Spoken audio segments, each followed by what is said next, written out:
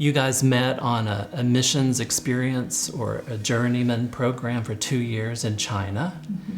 And then shortly after that, you guys got married. After you got married, you moved back to China and kind of started your life there. So I know you've got a wonderful family. So Erica, maybe share a little bit about your family. We have 5 kids. Elizabeth is 16, Anna 15, Nate 14, Hope is 10, Luke is 9.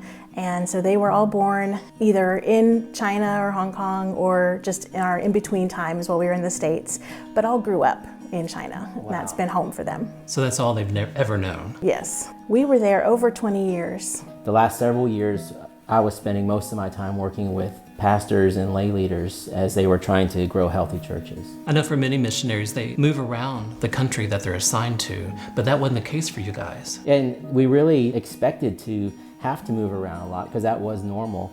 But just in God's providence, that didn't happen. It allowed us to plant ourselves really deep there. The friends we made became family to us too. Then January 2020 happened. COVID came into the picture and you guys didn't live very far from Wuhan. We had some good friends in Wuhan who, I remember it was a Saturday and they had said they were stuck, like they had been locked down, and they said, you guys should think about leaving. With less than 24-hour notice, we packed a couple of suitcases and left. We made our way to the capital of the province we were living in, and then to Hong Kong, and then from Hong Kong to Taiwan. And so you thought you were just going to be there a few weeks, maybe a month or two, and then make it back home. But during this same period, there was a security breach with the IMB. How did that affect your family? So in March, we got word that our names had been compromised and that we were not safe to return home.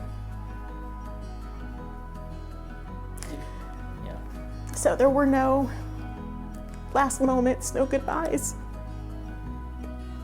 So you lost your job, you lost your home, relationships. It's been pretty traumatic. How has your family dealt with that the last couple of years?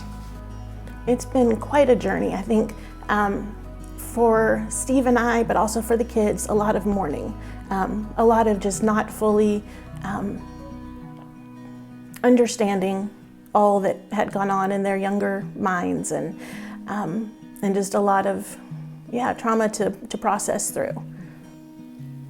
Yeah, going into this, Eric and I understood a lot of the risks that we were taking in what we were doing and where, and could comprehend that. But our kids, being young, they didn't. It was just their home, and so it was a lot more traumatic for them to just the only home they've ever known to all of a sudden they're throwing a couple things in a suitcase to then being told they're not ever going back.